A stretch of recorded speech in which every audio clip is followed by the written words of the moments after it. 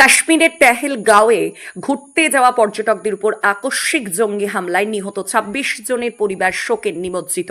তাদের পরিবারকে সমবেদনা জানিয়ে আজ সন্ধ্যায় বহরমপুর কংগ্রেস পার্টি অফিস থেকে প্রাক্তন প্রদেশ কংগ্রেস সভাপতি অধীর রঞ্জন চৌধুরীর নেতৃত্বে একটি মোমবাতি মিছিলের আয়োজন করা হয়। এই মোমবাতি মিছিলে বহু কংগ্রেস কর্মী সমর্থক সহ অধীর চৌধুরী নিজেও মোমবাতি হাতে নিয়ে হাঁটলেন। তিনি জানালেন, এই দুর্দিনে পরিবারের পাশে শুধু দাঁড়ানোই নয়, এই ঘটনার প্রতিশোধ নেওয়ার কথাও জানালেন।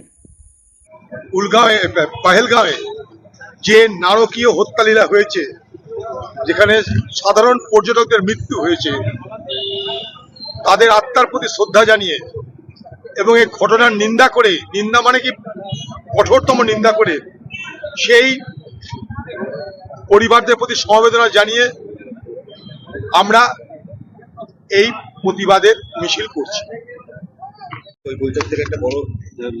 কি সিদ্ধান্ত নেবে জানি না। আমার মনে হয় এখনই মুজাফফরাবাদ দখল করার অভিযানে নামা দরকার। পিওকে, পাক অকুপাইড কাশ্মীরের মুজাফফরাবাদ এখনই কবজা করা, দখল করা দরকার। কারণ ভারতবর্ষের পার্লামেন্টে পর্যন্ত আমরা সর্বসম্মতি আমাদের প্রস্তাব গ্রহণ করা হয়েছিল যে ভারতবর্ষের পক্ষ থেকে পাক অকুপাইড কাশ্মীর অর্থাৎ পাকিস্তান যে কাশ্মীর অংশটা দখল করে রেখেছে সেটাকে আগামী দিনে দখল করতে হবে, কবজা থেকে, পাকিস্তানের কবজা থেকে বার করতে হবে। মুজাফফরাবাদ চলো, এই আওয়াজ উঠিয়ে ভারতের এখনই আক্রমণ করা উচিত পাকিস্তানকে। যদি হিম্মত থাকে সেটা করতে হবে। পুলওয়ামার পর একটা বললো না, বালাকোটে স্ট্রাইক করেছে বললো, সেটাতে হেমে গেল। এর মতন ঘটনা আবার ঘটলো। বারবার এই ঘটনা সহ্য করা যাচ্ছে না।